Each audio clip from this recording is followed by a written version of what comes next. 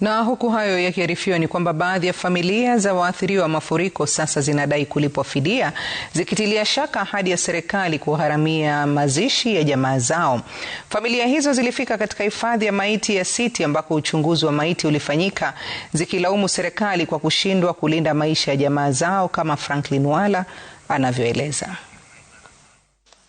Jumanne kwenye hifadhi ya maiti ya City hapa Nairobi, familia 8 za watu waliofariki baada ya kusombwa na maji jijini Nairobi zilifika hapa kufuatilia uchunguzi wa maiti za jamaa zao. Familia zikisema ahadi ya serikali kulipia gharama za mochari na ada zingine zilikuwa tu ahadi tupu. Sitaki bila naendelea kwa mochari hapa, mimi naendelea kuwa na uchungu, naendelea kuumia.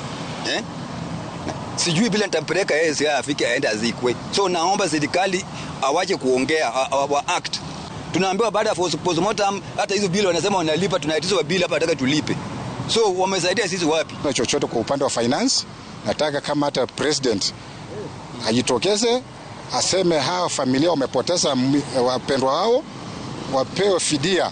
Baadhi ya familia zikisema ahadi za serikali haziwezi kuwarudishia jamaa zao. Emergencies, floods, waambie wa Kenya wamefail because already they have failed. Hata hakuna kitu watatufanyia saa hii kulipa bill, sijui kutu compensate, it won't do anything because it will bring our loved ones back.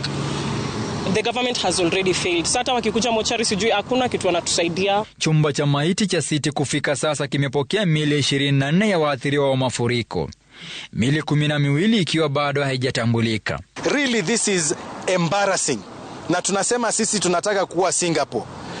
At Uhuru Park, CBD, Central Business District, hakuna sewage system.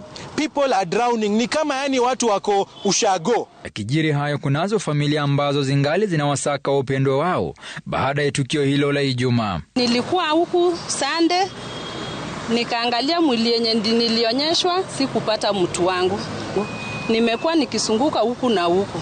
Naomba serikali, president wetu Ruto, toka nje na Sakaja, mtusaidie. Juu mko karibu kurudi hapa tena, mtatuhitaji. Tupate watu wetu, kama wamekufa tuwapate, tuende tuzike mwili. Alitoka Friday kuenda kazi, hakurudi kwa nyumba. Tumemtafuta kuanzia Saturday, Sunday na Monday, leo ni Tuesday. Tukimtafuta tutujai kumpata. Kufika sasa Wakenya 49 wamepoteza maisha kutokana na mafuriko kuanzia Ijumaa. Franklin Wala, runinga ya Citizen.